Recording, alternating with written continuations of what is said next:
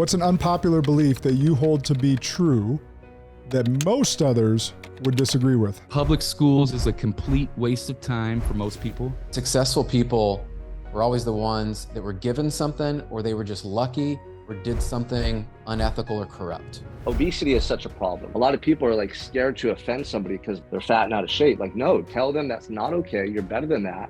Your children need to see a better man or version of you. And it's going to limit the opportunities to get in life, because if you're not taking care of yourself, how do you think all these opportunities are going to materialize? It doesn't work that way.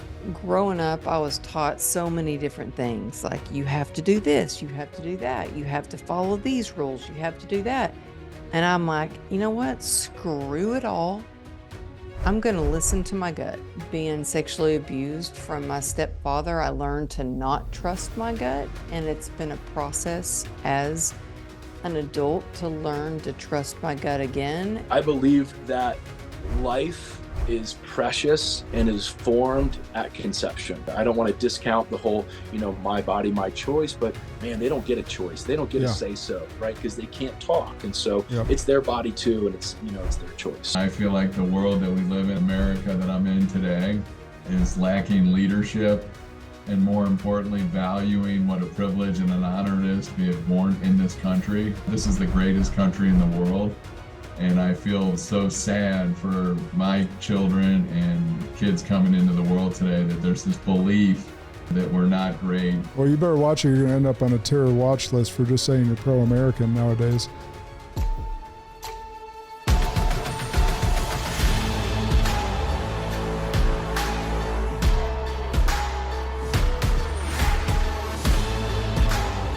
This is Sparta! What's an unpopular belief that you hold to be true that most others would disagree with?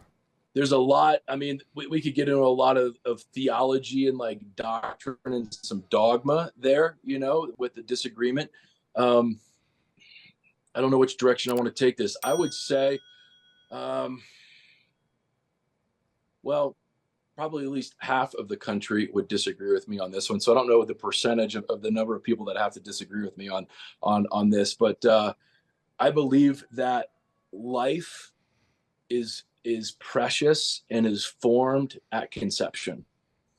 And so, I'm very, my wife, I'm very, very pro-life. And I know that the direction that things are going right now are, again, just really sad as far as, terminating life, even at birth and beyond birth. And just that whole question of where, when is life exist? And my father-in-law is a neurosurgeon. And so he, the brain, as the brain is developing and the science behind and the biology behind all that. So I don't want to go too deep down that hole, but I'm a big pro-life guy. So, yeah.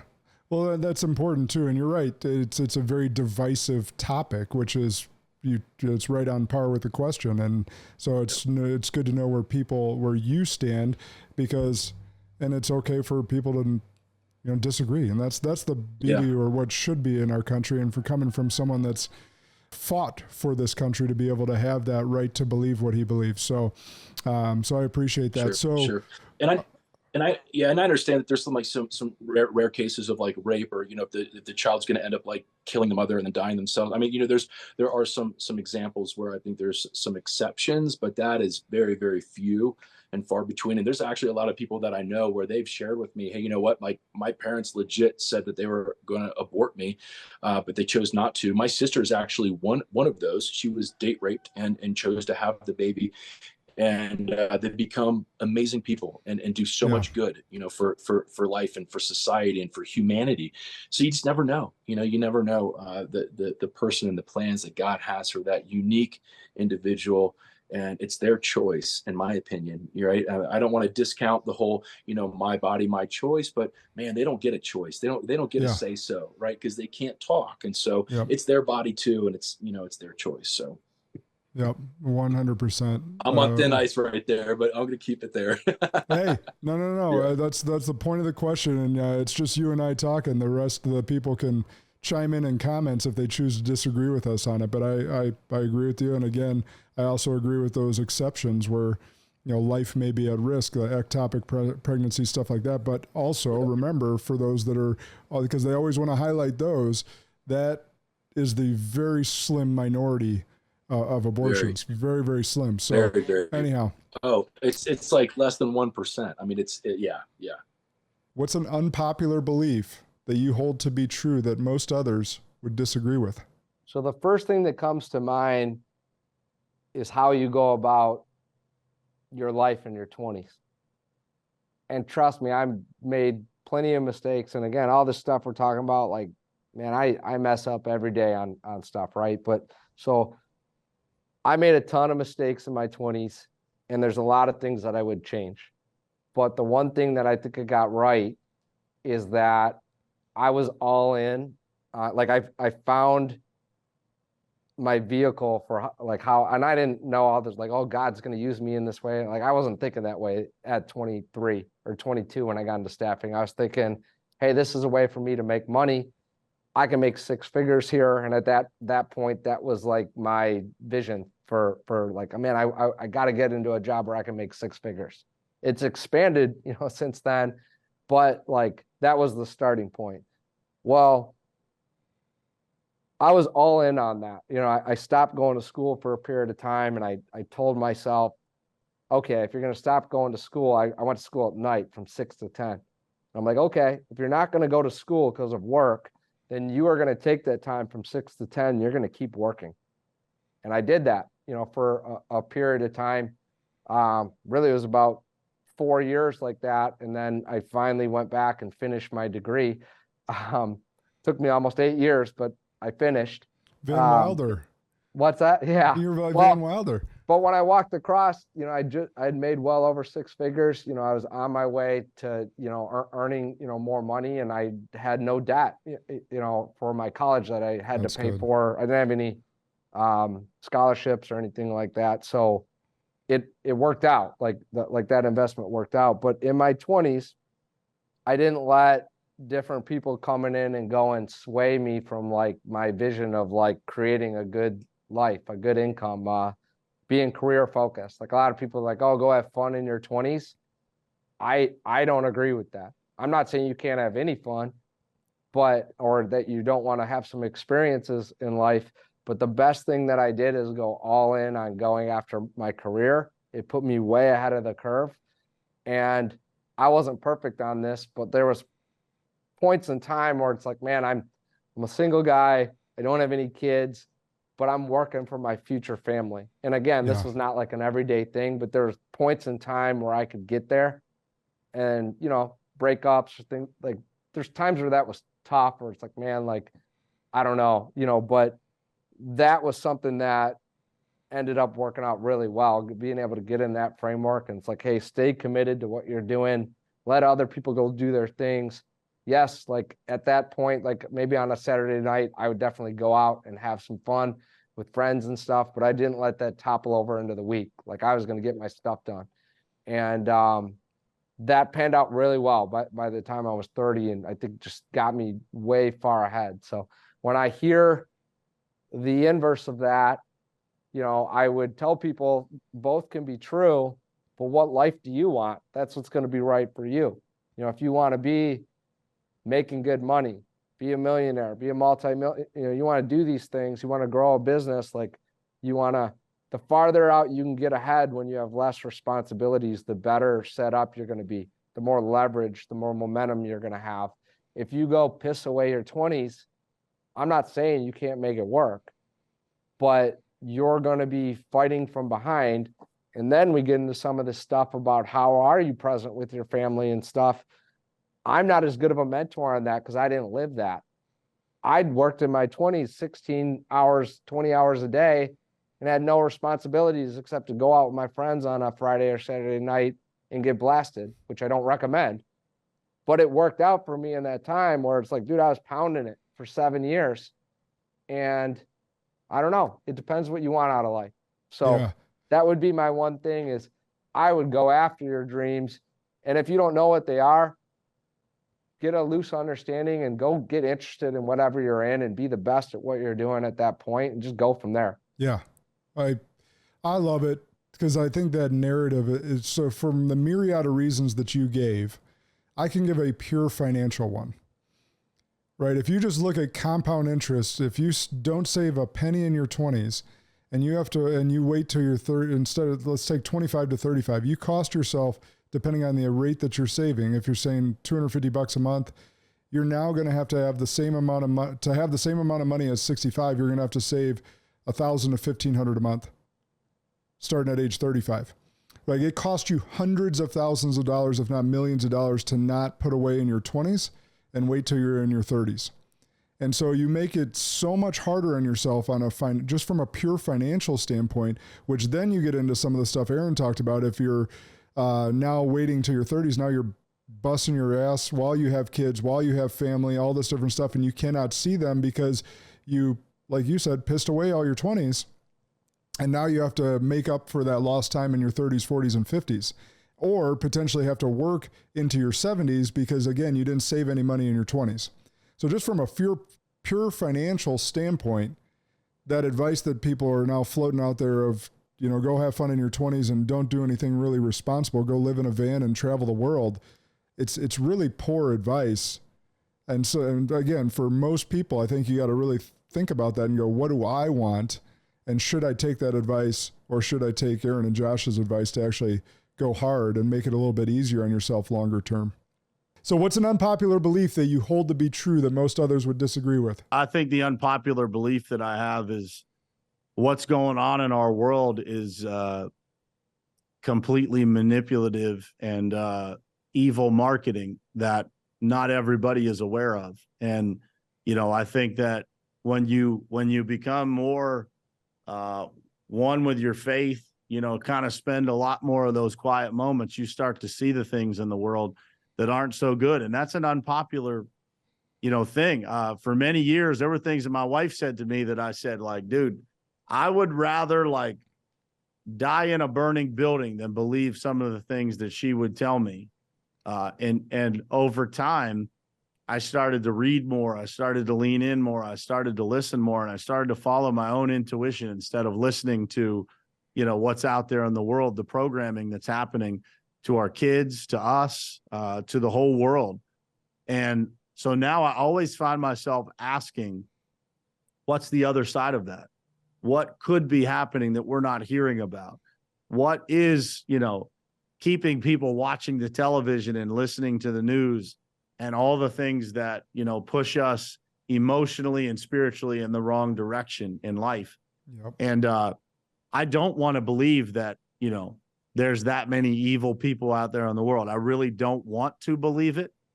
But I think that the more that we lean into our intuition, we realize that there's something else going on out there that's not very good. And so the only way that we can protect ourselves, man, is to figure what's going on inside of us, make sure that we are the best, right? Our phrase of the year for 2024 is personal excellence. It's like, be the best you, man. Be the best leader, be the best father, be the best husband, be the best example of a man of God that you can be. And when you are the best that you can be, when you feel great about yourself and you have some self-confidence and you can spend that quiet time, you're going to figure out a lot of what's going on around you. And then the second piece of that is not being afraid to speak out about it and doing it in a way that actually helps people see. Sometimes I listen to people who are speaking out about these kinds of things, and I think, man, that's not going to be helpful because the people aren't listening, aren't going to hear you, right? So for me, I try to be, again, that example of like, man, maybe there's another way, and having those conversations without trying to offend people or turning people off. And everybody has their own method. You should be yourself. But for me, it's like, man, I wish more people realized, what had the heightened level of awareness that I know you do and I do, to see some of the things that are going on in the world so you can protect your family and protect your kids from some of those things that are out there that are just no good, man. 100% agreeing. So what's an unpopular belief that you hold to be true that most others would disagree with? An unpopular belief that I hold to be true that most people would disagree with. Ooh, man, that's a tough question. Go with the gut. I know there probably are several. Yeah, so I guess an unpopular belief right now is that, you know, you can't be a Christian, you can't be a Christian businessman and make money. An unpopular belief is that you have to placate to everybody, which I don't believe is true. You know, I've always been out there. I don't say I'm outspoken, but I'm a Christian. I'm retired military. I have guns. I believe in guns. I believe in the Second Amendment. So all the beliefs that you have to always make everybody happy, you don't have to make everybody happy, because I don't want them as customers. I don't want them in my life. I don't want them in my community. I don't want them poisoning the people around me. So I don't need them, and I don't need to do business with them either if they don't align with what I align with. So, and God's going to provide and put people in your life to help your mission if you stick to your standards, like if you stick to your core beliefs, if you stick to your core values, right? Just do that and you'll succeed. So I think that may have answered it. Oh, it did. Amen. So what's an unpopular belief that you hold to be true that most others would disagree with you on? I got a bunch, bro. I know, me too, but that's why I'm always, and you know what's fascinating is I almost always agree with the guest. So I don't know what that means, but maybe it's that I'm just a cynic with, especially in our current political environment, but what is it, Glenn? If I were to choose one unpopular belief that I have that most people don't have, if I had to choose one, I believe that all perspectives have value. Diversity in thought.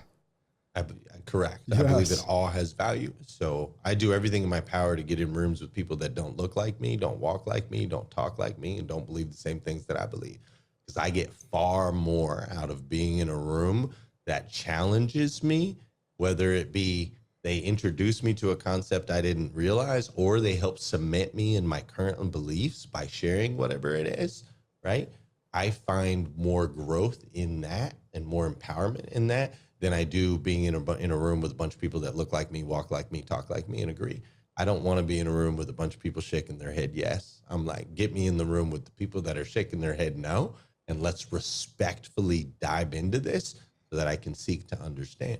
So that would be my probably biggest unpopular belief. Well, I agree again. So again, I don't know what that means, but I will say this, the diversity in thought thing, the reason I love what you say so much is because so many people right now are focused on DE&I and all the different things. And not to say that shouldn't be a focus for some companies and whatnot, but they're focused on skin color or gender or sexual orientation and not necessarily thinking about diversity in thought.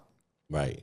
Now, there might be some of that comes along with it, sure. But if you're not actively seeking diversity in thought, like there was one time I looked around my leadership table when I had my big financial firm and I'm like, man, I have all visionaries around me. I've built up leaders that sound and think like me, right? Which in a way is a really good thing. I've created a strong leadership bench, but I'm lacking some diversity in thought. And that's when I went to seek and find an integrator, someone that was a brake to my gas.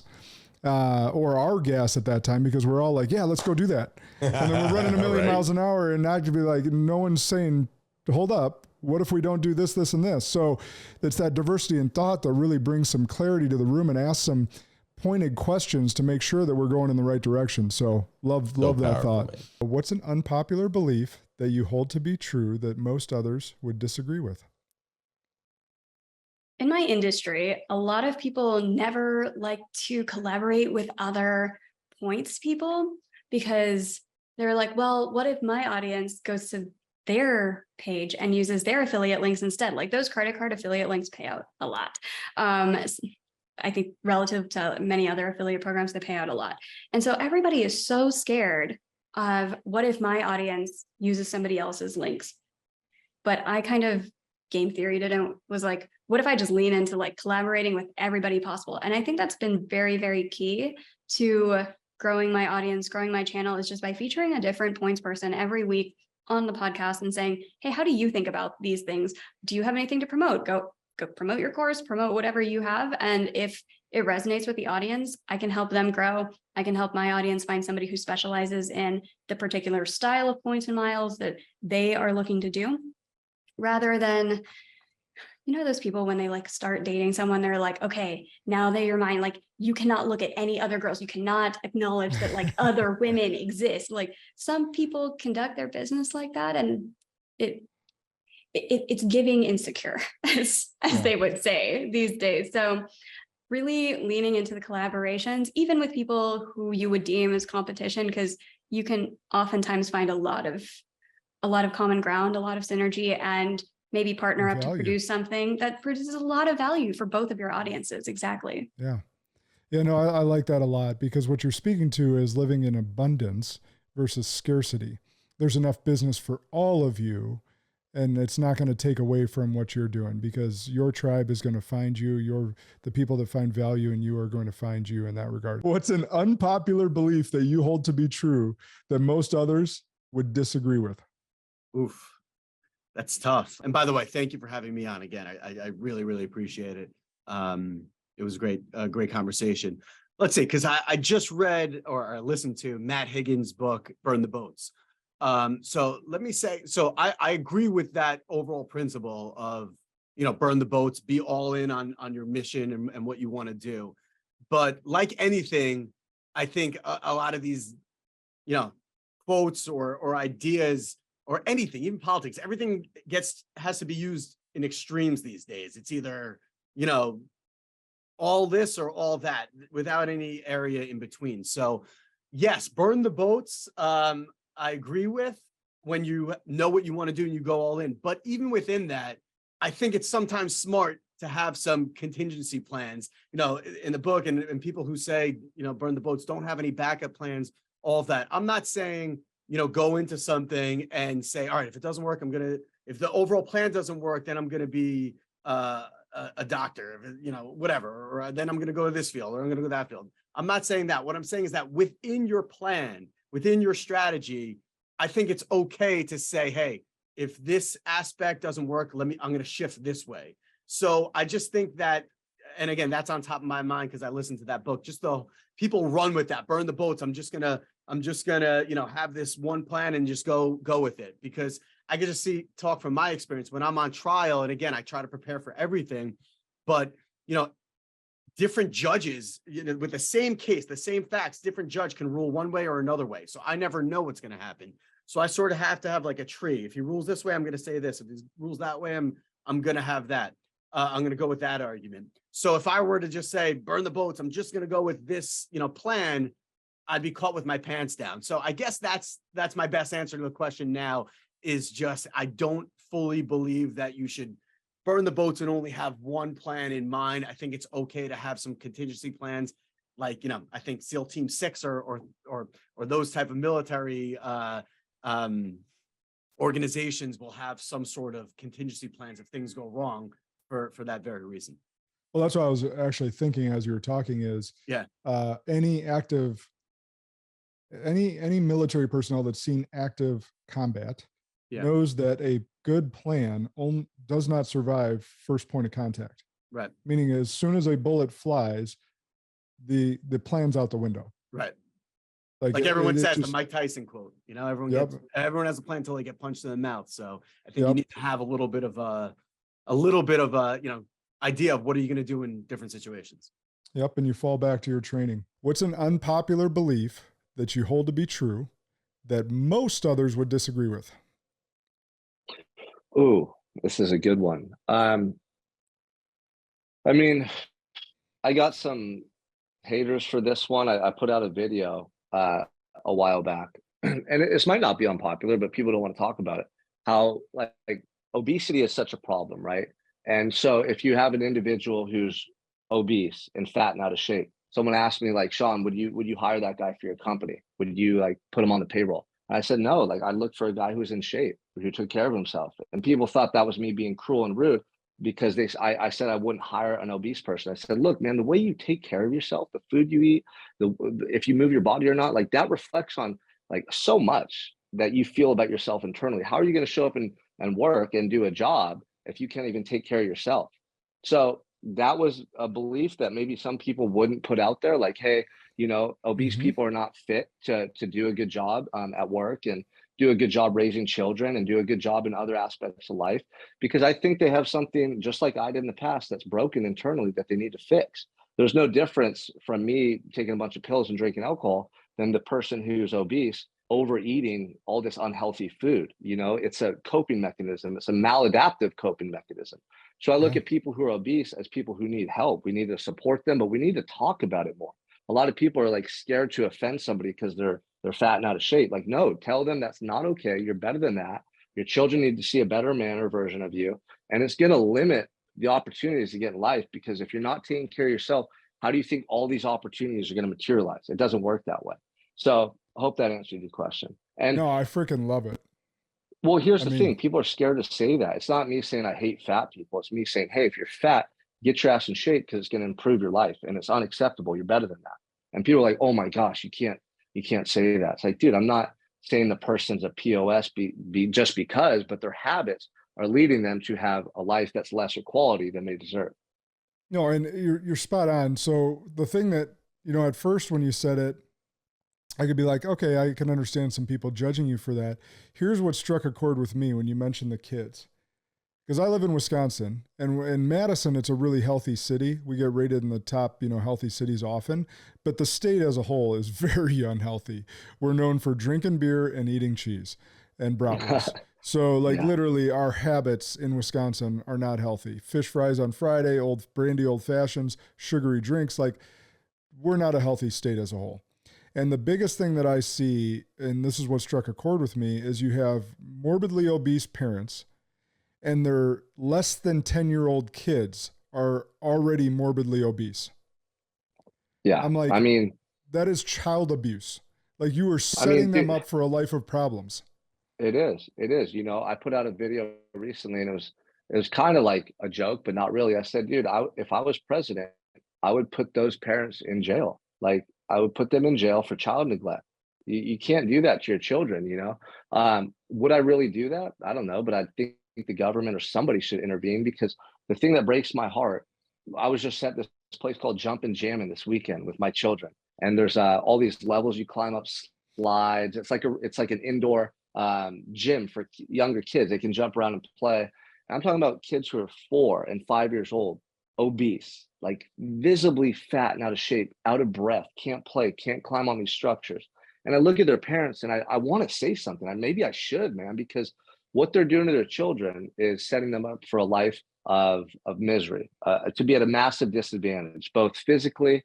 They're going to shorten the lifespan that they have. They're going to lead to all these preventable physical ailments. But imagine this person, this kid growing up, self-conscious, can't play like the other kids, doesn't fit in. Maybe they're made fun of, maybe they're bullied, all because their parents were lazy or ignorant or just didn't care, and they let them eat whatever the hell they want and didn't teach them how to live a good life.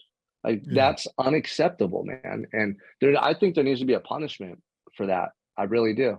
I don't know. There'd have to be some type of consensus, but I think it should be addressed at the very least. Well, you know why there's not a punishment is because our government wants us fat and overweight, obese, because it makes us lifetime consumers of their processed foods, of the big pharma industry, of all the stuff that lines their pockets, because, we're going to have to get on that diabetes drug, or we're going to have to get on a cholesterol pill or a blood pressure pill if we continue down that path. So our current political overlords are not going to punish any of those parents like you or I might would, because that's what they want. They want to continue lining the pockets of their buddies that line their pockets. Yeah. And that's why it's up to us to be real leaders, man, and show people like the right path, the right way to live, because you can't expect the government or even teachers at school or anyone else to do it. I mean, most individuals in society right now are living a pretty weak and soft life. And the guys like you and Brad and these other people we mentioned earlier, Andy, I know Ed, all these guys that you work with, they're few and far between. So I take it as a responsibility and an honor to be a good man, a leader, and show my kids what leads to a healthier, happier life, and to show the men I coach so they can be that way for their families as well. Yeah, I love it. What's an unpopular belief that you hold to be true that most others would disagree with? I never prep anyone for this, so it's always interesting to see how their mind churns. Thing that you would, a hill you would die on that most others disagree with. Mine is circling around something right now. I can see it on your face. Yeah, one of the things that I'm really convinced about right now, Josh, is that there's so many people who say, not to be as disciplined, not to be as focused, allow it to come and just kind of live by the seat of your pants. And as you ask that question, it literally is beating in my spirit to say this, is that clarity kills distraction. Yeah. And most of the time, people don't have clarity. They don't have clarity with their agenda. They don't have clarity with their budget. They don't have clarity with their work schedule. They don't have clarity with their calendars. And so that's why it's easily for them to be distracted. And so most of the time, people ask me, like, what have you learned the most about being off social media? And aside from still being productive, still being active, still being able to contribute to my craft, to my work, to my purpose, to my calling, is that I'm not distracted. I have more time now more than ever because people aren't calling me because they saw that I was just in Bali, or because they saw I was just in Montana, or because they saw I was just doing this. So my phone doesn't ring, which means I save the 7, 8, 10, 12 minutes of each phone call each day that somebody would come in through. And because I have a clarity of my vision, that it's way easier for me to be productive than to be distracted. And either now where I draw the line is that either it's helping me get closer to the vision for my family, for myself, and for my religion, for my faith, for my beliefs, or it's helping me get further and further away from that. And so because I have clarity, I have way less opportunity to be distracted because it's an either or. This is not an and both equation. Either that's helping me get closer to my family, closer to my business, and closer to my vision and my belief, or it's helping me get further and further away. And so because we have that, it's a lot easier to maximize and optimize, just like we talked about at the very beginning of this conversation. When you know where you're going, it's very easy to get there. Yeah, that's a really good answer. And I would also add that clarity comes, and he alluded to this, when you have some quiet time, because that's where you'll receive the downloads from God. That's where you'll receive the downloads from the universe. Ask the question, what would you have me know today? And then shut up and try and shut your mind up. But that's only going to come to you in that quiet time and that downtime. So those phone calls that he's getting saved, or that scroll time on the toilet that he may have because he's not on social media, he actually has time to receive those downloads and gain that clarity instead of being trapped in all the minutia that is on the day. So I really appreciate that answer. What's an unpopular belief that you hold to be true that most others wouldn't agree with you on? I would probably the first thing that just comes to mind is that, kind of backing on what you just said, man, that true wealth is in the experiences, the people, the impact that we create in other people's hearts, not in your pocket, not the money. And I just think that most people are out there trying to chase the next level of success based on how many millions of dollars they have in the bank account or how many followers they necessarily have.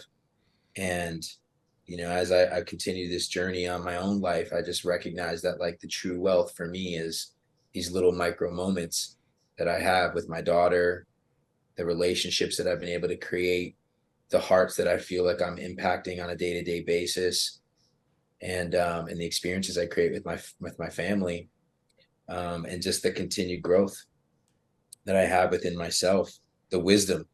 I think about, like, it's not about how many millions of dollars I pass down, but like how can I pass down this wisdom so that my kids and kids' kids can steward this next part of our legacy. Because it's true, I think that we are the ones, as Ed says, we are the ones that are changing the game and that are breaking the chains. And I always say we are the new ancestors.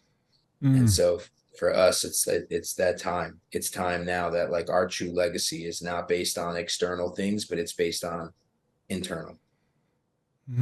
Man, we are the ancestors, because someday we are going to be the ones that are talked about.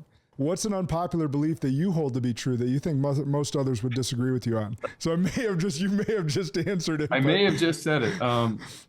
What's an unpopular belief that I have? An unpopular belief I have is that every single human being can be extraordinary. And it doesn't matter where you live, what you came from, your intellect, your skill sets. I'm an ordinary guy, and I believe everybody can do the extra stuff to get extraordinary results. It's an unpopular belief because everyone wants to play, not everyone, let me speak more clearly. A large portion of humans feel comfortable saying that they're not where they are because, and having some justification instead of realizing that it's time to look in the mirror. You are the effect of every action that you take every single day. So if you don't have the wealth you want, the health you want, the relationships you want, I'm not here to sugarcoat it and make you feel good about those decisions. It's time to change your behavior. It's on you. I'm on a mission to help more people figure out the formula that they can start implementing. But you can lead a horse to water. You have to drink. So if you're not going to make the effort, take the action, and be consistent in your daily pursuit of your potential, then guess what? You're the reason you're not where you want to be. It's not because of your race, your religion, where you grew up, your parents' upbringing, you're 6'5" or you're 5'5". It doesn't matter. It's really about, there's a quote that I saw, and I might butcher a little bit, but there's somebody in the world who had the exact same hand as you did and is winning with it. And so when you realize that, it's like, okay, get up tomorrow, get 1% better, start building the life that you want. It's yours. You live with it. I don't. You don't live with mine. And take personal accountability for that fact. It's a little unpopular until you around certain high achievers. People who are stuck in mediocrity tend to not like to hear that. They want to hear that there's some good reason why, and it's not them. But the truth is, it's you. Yeah. I love it. What's an unpopular belief that you hold to be true that most others would disagree with? I thought about this one, and one of the beliefs I had, and I'll just share because this was one that I had that was probably unpopular, is that successful people were always the ones that were given something, or they were just lucky, or did something unethical or corrupt. And I look back at that belief, and I can't really point to, I don't know anyone that did those things, right? Like, I don't know anyone that was successful because of luck. I don't know anyone that was corrupt that was successful over a long period of time. And I hear it still today from people, Josh, they're like, yeah, they just caught a break, or yeah, that's just for them. That's not for me. And I think it's unpopular because people don't want to face the truth that the reality is you are where you are because you did the work or you didn't do the work. Your life today, if you look back over 90 days and 6 months, it's truly just a byproduct of what you were willing to do and actually the work you put in. And so I had a belief, unfortunately, that was not serving me, other than it made me feel like, well, that's why I'm not where I want to be. And I will just tell you guys, if anybody has that belief today and you see people and you're like, well, they're only there because of this or because of that, that is such BS and excuses that we allow to come in. The truth is you can be whoever you want to be. God has called you into that space. You know what it is. You know before anyone else does. People around you see that, and many people are just waiting for you to step into it and take that on. And think about all the people you could inspire. You actually stepped into that and became that person. I know in my journey, Josh, one of the things that keeps me inspired is the word I would use, is I'm sure like you, like people will drop a note or a text or something and go, man, I just want to thank you for that message. That really resonated with me. Even yesterday I was teaching a class with a friend about brand building, and I got into more of the personal side of it and how you can impact people. That's someone messaged me. They're like, dude, I never thought about it that way. I've been so focused on the business and the ROI and this, that, and the other. And I'm going to start just serving people and helping people. And it's like, what?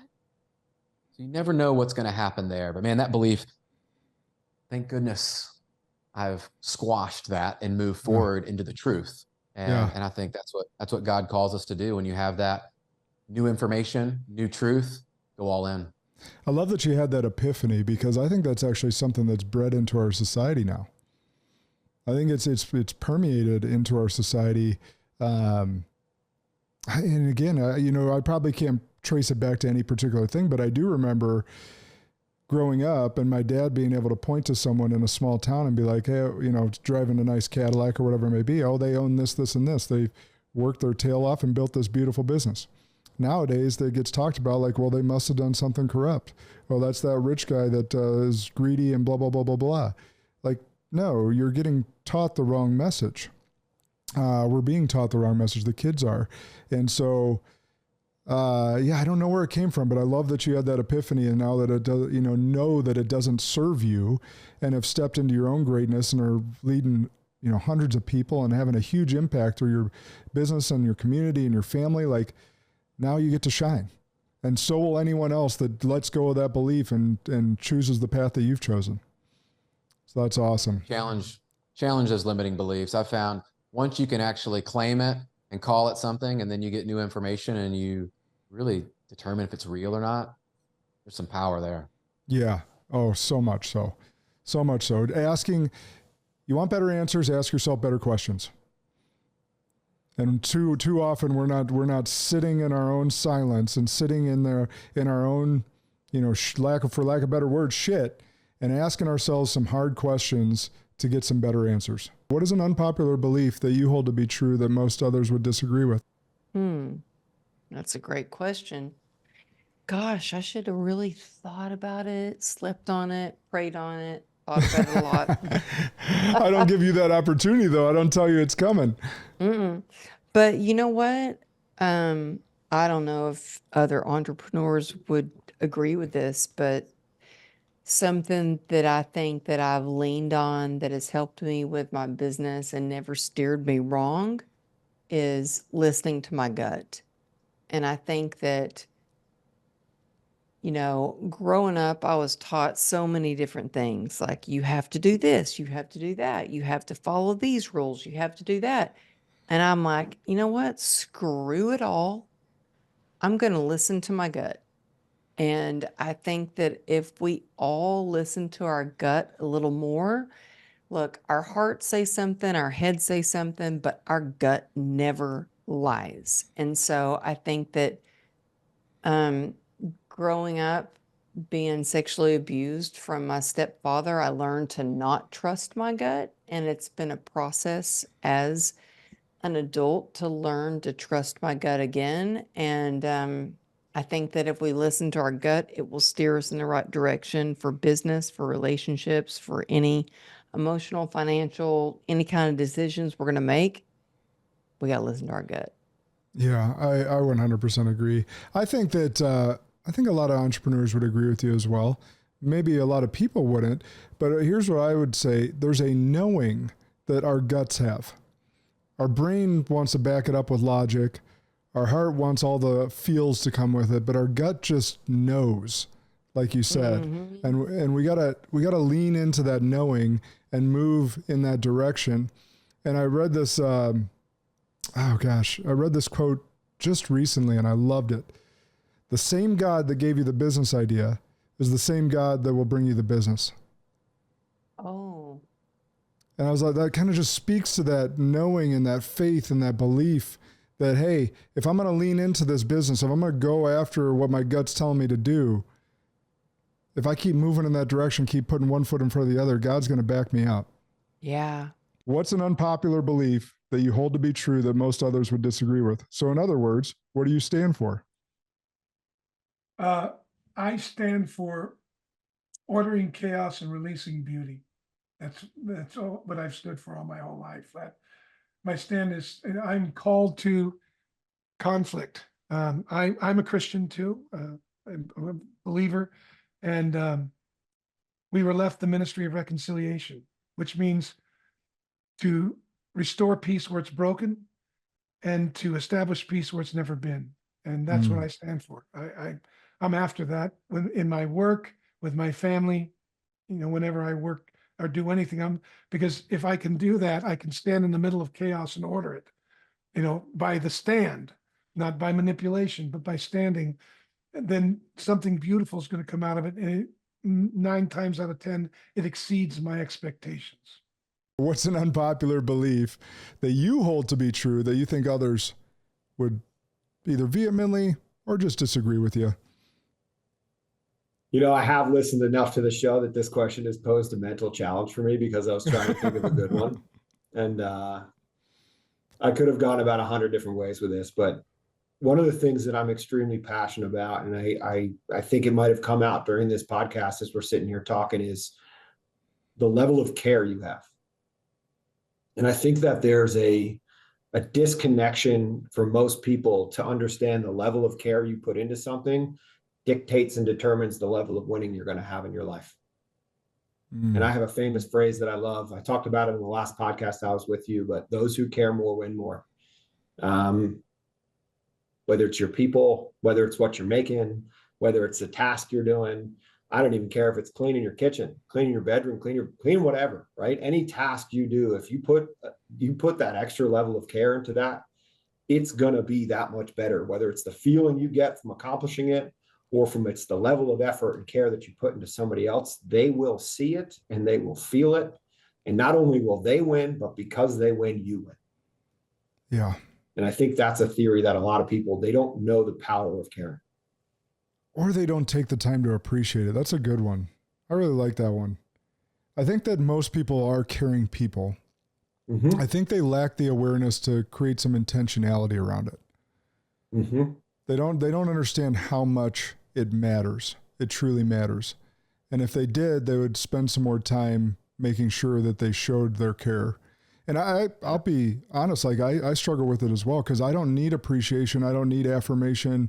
Like that's not something I crave or need. I learned to live without it because I didn't get it growing up as much from my father, the person that I craved it from the most. So I have to be consciously aware and think more about that because it's just not of my world, because I don't need it. But what I have realized over time, my wife called me out, I was like, you have to show it. You can't just assume people know it. Yeah, give yourself a little grace though, man. I'll tell you, in watching some of your stories and so forth and just following along with you in their world and your life, you've done a lot of this with your family lately, and I'm really proud that you've done it. Giving each one of your kids a day to themselves, giving time for your wife, recognizing the people that are in your world. Those are the moments. They don't feel like it at the time, but when you step back, like you said, and give yourself some time to reflect, those are those moments. So keep up doing what you're doing, man. You're doing a great job. What's an unpopular belief that you hold to be true that most others would disagree with? Oh man, this one's firsthand for me. Unpopular truth would be, for me, has been journaling. I'm not sure if that's the answer you're looking for, but people say, write your thoughts, write how you're feeling. Like that's just in my world and all that stuff, fire service, that's like so taboo. Like, man, that's like some hippie stuff, man. That doesn't work. And it's like, I'm telling you, man, if you guys can journal and visualize, you would have told me to journal and visualize 3 years ago, I would have laughed you out of the room. You go into any firehouse right now and tell them to journal and visualize every morning at 4:30 in the morning and do it for 90 days. They'd be like, yeah, you're crazy, dude. He's like, so if you can really put pen to paper on your thoughts, how you're aligned, we preach full alignment. And then you can visualize where you want to go, where you want your family to be, your kids to be, and just visualize that, cast that vision of where you want your family to be. It sounds funky. It works. Trust me. I'm here right now. I casted a vision that I want to help people. I'm going to surround myself with people like Josh. I'm going to share this story. And here I am. So it works. I can second that.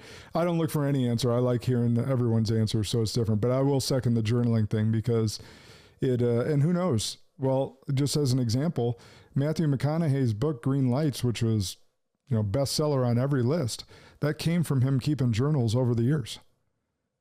Right? And you look at his life and what he's manifested for himself, similar to me. Some of my journal entries from some of my toughest points in my life will definitely be in the book that I'm writing. So you just never know. So write those thoughts down, write those feelings down, write those visions down. Don't worry about if someone reads it or like, what am I writing? Like just get it on there and you'll be shocked as to what actually comes out, especially after you get that first sentence down. First sentence is always the hardest. What's an unpopular belief that you hold to be true that most others would disagree with? Well, it's a sad thing to say in this day and age that we live in, but if you could see the back of my office, like you have the Spartan flag basically behind you. I have the United States of America flag hangs proudly in my office. I love this country and I love the men and women who have sacrificed their lives for our freedoms. And I feel like the world that we live in the America that I'm in today, is lacking leadership and more importantly, valuing what a privilege and an honor it is to be born in this country from places. This is the greatest country in the world. And I feel so sad for my children and kids coming into the world today that there's this belief that we're not great, and all the devices, divisiveness. It just saddens me. But you have to step out on your principles, and you have to know what's right and what's wrong. And we can't kowtail to all this wackiness going on in the world. So I would tell you that the thing is that, my flag hangs in my house. You pull up to my front of my house, the American flag's there proud. Like, I love this country, and I would never put her down, and nor would I be around anybody that would try to burn her flag in front of me. Yeah. Well, you better watch it. You're going to end up on a terror watch list for just saying you're pro-American nowadays. I know it's just the saddest thing in the world. And when you look like you and I do too, we're the one, we're racist, right? So, but we want to, and again, that could be a whole other podcast, but I do those podcasts too. But the sad thing is, in the world you asked me, it's like, being proud, to like, I love this country, and it just pains me to see people, to see the way we're being pushed into directions and nobody's speaking up and standing up except a few people. Like Andy Purcell, obviously, stands up in a big way. Yep. And sharing his message is a big deal because he's put himself out on a limb. Oh yes. And he's risking a big business and a big life to do it. So yeah, it's a big deal. What's an unpopular belief that you hold to be true that most others would disagree with you on? I got a lot of them, man. Which one though? What would be the best one? I love this question too, man. I'm of the philosophy, like, not all the time, but 90% of the time, if most people do it, I want to do the opposite. And so public schools is a complete waste of time for most people. That's one. Well, based on how the teachers spoke to you, I would 100% agree if that's how they spoke to you and telling you you're a piece of shit and not going to amount to anything. Because that messaging got embedded in your brain. Just I didn't even get into that when you were saying it, but when you were saying it, I was like, damn. Like, they had a chance to change like right after his dad died, they had a chance to be a bright light in his life, and they fucking blew it. Yeah, it is what I heard over and over again, and it did affect me a lot until I realized like I used to had the victim mentality and all that shit until I turned my life around or whatnot. And I used to let that be an excuse as to why I was had the results I did. But at the end of the day, you can't control what happens to you as a kid. And a lot of things, you can't control what happens to you in life in general, but as an adult, it's your responsibility to go back and fix that shit that happened to you as a kid. Yeah. And you can always 100% control how you respond to whatever happens to you. Yeah. I didn't know. Sorry, I didn't want to cut you off if you had other better ones that you were thinking of, but I just, as you said that, I'm like, damn, if I had your experience, I would also think that public education was a waste of time. Yeah. I'll give it another one. Every system in America is designed to keep you weak, confused, and suffering and dependent. School system, health system, food system, how we operate. We send our kids off to school for 8 hours a day, and we go to work for 8 hours a day, and it breaks the family apart. We're designed to be with our family. Even after we used to sleep in caves and shit together, man. So, anyways, every system in society, modern society, is designed to keep you weak, confused, dependent, and all that shit. That's my belief that we'll roll with. Well, we got a few minutes. I'm gonna actually speak on that real quick. I think it was Rockefeller that funded put the most amount of money into the public education system in the early 1900s. It was one of those big names. I'm pretty sure it was Rockefeller. It was like it would have equivalated to over $100 million in today's dollars, funded the public education system, because what he wanted was more workers for his factories. Yep. Okay. Not a problem back then, is a massive problem today because the education system has never been reformed from that. So exactly what you're speaking to is a system to keep us to be worker bees, away from the family nucleus, away from everything that should be great in our lives. And so, Democrats, if you're wondering about, working for the man, and then you're also rooting for the public education system and the unions that it's beholden to, you have completely contradictory beliefs, and you don't even know it. You couldn't even tell that. You get like, I would bring that up, and they'd be like, "What? Like, go read the history of the public education system." That's not true. It's 100% accurate. So as you brought that up, I'm like, man, most people don't know this. I got to put this on the airwaves. I do believe it was Rockefeller. I could be mistaken on which rich guy it was back in the early 1900s. It was one of those rich guys. Yeah, it was one of the rich guys that wanted more people in their factories. And that's how the school system was based, is not to help you become entrepreneurial, not to help you raise a better family. It was to create a better factory worker for the rich guy back then. That was it. And the school system has not evolved since then. It hasn't. Look, everybody's still sitting in rows in class, raising the right hand, asking, like, all that shit, man. The bells. Workers, or obedient worker bees. They're training you from 5 years old to 18 years old. And even in the college education system, when I went to speak and recruit at the college classrooms in the sales and business class, I said, how many people here would prefer to have an all-commission job when they left here, or salary? 95 to 99% would raise their hand for a salary job. And I'd be like, why?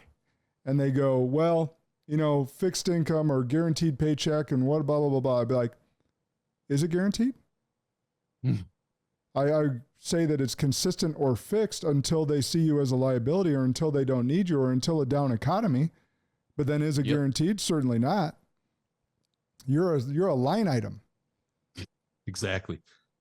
And so you start waking people up to a little bit to be like, no, the only way you can control yourself is in your own business or in sales, because every business needs salespeople, and those are going to be the last people that are cut. The producers are the last people cut. The standard worker bees are the first ones. So it's just interesting how our you brought that up, and I'm like, I had to go off on a little bit of tangent there to help people understand the history. You got to know your history, or otherwise you're born to repeat it.